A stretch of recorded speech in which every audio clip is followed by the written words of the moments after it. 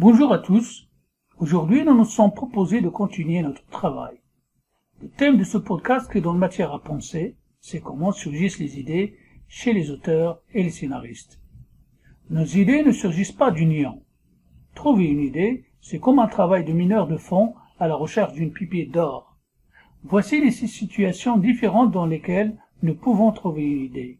En premier lieu, nous avons l'idée sélective.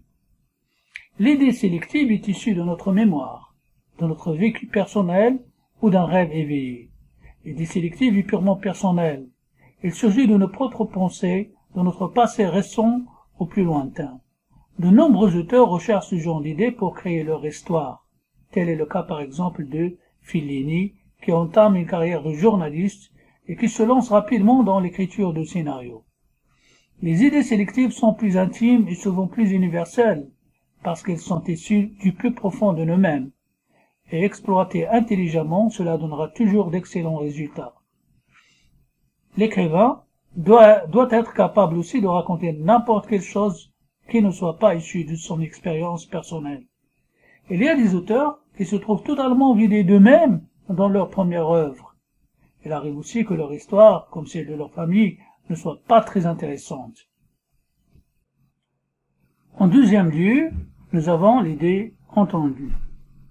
L'idée entendue peut survenir lorsque quelqu'un vous raconte une histoire, fait un commentaire, ou encore naître de quelques bribes de conversation entendues dans un ascenseur. Cette idée est issue de quelque chose que nous captons dans le monde qui nous entoure.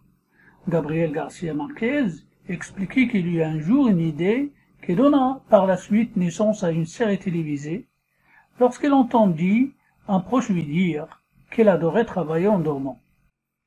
En troisième lieu, nous avons l'idée fortuite. L'idée fortuite vous vient lorsque vous lisez un journal, un livre, une revue ou un tract que l'on vous donne dans la rue. Journaux et livres constituent souvent une excellente source d'idées. Beaucoup de séries policières, par exemple, sont issues de la page des faits divers d'un journal. Le scénariste professionnel doit lire avec attention des journaux et des revues. Il doit être également attentif aux journaux télévisés et autres programmes d'information, afin d'enregistrer dans ces fichiers des milliers d'idées qui, un jour ou l'autre, peuvent se transformer en histoire. C'est bien d'avoir ce genre de fichier, qui peut contenir des articles découpés dans les journaux, des photocopies de pages du livre et autres feuillets manuscrits. Passons maintenant à l'idée transformée. L'idée transformée naît essentiellement d'une fiction, d'un film que l'on a vu, d'un livre lu, d'une pièce de théâtre, etc. Un auteur professionnel transforme l'idée. La transformation et la manipulation d'idées, de thèmes et de sujets est un système qui constitue une bonne part de la création littéraire. Ainsi, on peut passer en revue nombre de films, de livres, de pièces de théâtre, qui ne sont que des variations sur des thèmes de tragédie grecque. L'idée transformée consiste à utiliser la même idée, mais d'une manière différente. On peut transformer les situations, les motivations, ou même l'époque, tout en gardant l'idée de base. Le plus important est que les thèmes puissent donner les clés pour raconter une nouvelle histoire. Il ne faut pas confondre toutefois la transformation d'une idée avec l'adaptation. Regarder la télévision et aller au cinéma doit être le sport préféré des scénaristes.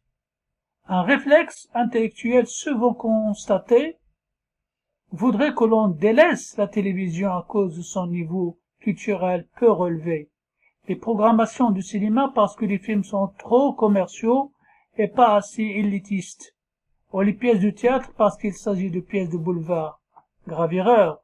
Pour devenir scénariste, il est essentiel d'aimer l'expression audiovisuelle en général, et sous toutes ses formes, et ne fût-ce que, par curiosité, apprendre à regarder tous les genres télévisuels, tous les cinémas, tous les théâtres. Il est très utile de voir le travail des autres, bon ou mauvais, ce qui non seulement nous informe, mais peut aussi nous apporter des idées nouvelles. En cinquième lieu, nous avons l'idée proposée. L'idée proposée est en fait une commande. Un producteur propose d'écrire un scénario, sur l'histoire d'un héros national, ou bien un film éducatif sur le réchauffement de la planète. À partir de là, réfléchissons à ce que l'on va écrire. L'œuvre de commande est un défi. On préfère évidemment écrire sur un sujet qui nous passionne et que nous avons choisi. Mais un scénariste doit être capable de se passionner pour une bonne suggestion, ou bien alors elle doit refuser. Il est intéressant d'observer que, dans un premier temps, une idée proposée peut paraître un fardeau. Mais presque toujours, c'est un défi qui se transforme en une tâche passionnante. Le scénariste doit être capable de s'adapter à des idées qui ne sont pas les siennes, à des personnages totalement étrangers à lui, à d'autres époques et à des lieux bizarres. Il doit prendre son courage à deux mains, se motiver, faire en sorte de trouver toute la documentation requise et se plonger dans l'idée, même la plus éloignée de lui. En dernier lieu, nous avons l'idée recherchée. L'idée recherchée est celle qui est suggérée par une étude qui détermine le type de film qu'on recherche le marché. Elle est issue d'une étude de marché. De même, des producteurs de télévision recherchent certains types de séries qui n'existent pas nécessairement sur le marché. L'idée recherchée comble un vide. Il peut s'agir d'un thème qui n'a jamais été abordé ou de retrouver un thème déjà réalisé il y a longtemps et qui peut être réactualisé, replacé dans un contexte moderne parce qu'il correspond à une réelle demande du marché. Ce peut être aussi la recherche d'un produit qui, à un moment donné, correspond à une demande du public. C'est une stratégie fréquemment utilisée à la télévision. Notons toutefois que ceci n'est pas une méthode miracle. Il arrive que le public n'aime pas l'idée. Cela fait un flop et l'émission doit être retirée de l'antenne. Si l'on prend par exemple le film de Francis Ford Coppola, Apocalypse Now, qui comme tout le monde le sait est un film de guerre qui se passe au Vietnam. Il fut réalisé alors qu'il n'existait pas encore ce genre de film sur le marché. C'est une idée recherchée. Dans le même temps, la construction de ce film fut basée sur la transformation du roman de Joseph Conrad, Au cœur des ténèbres. On voit ici que la liste d'idées n'est pas exhaustive et que plusieurs types d'idées peuvent se combiner et se compléter. Je vous remercie. Nous continuerons la semaine prochaine.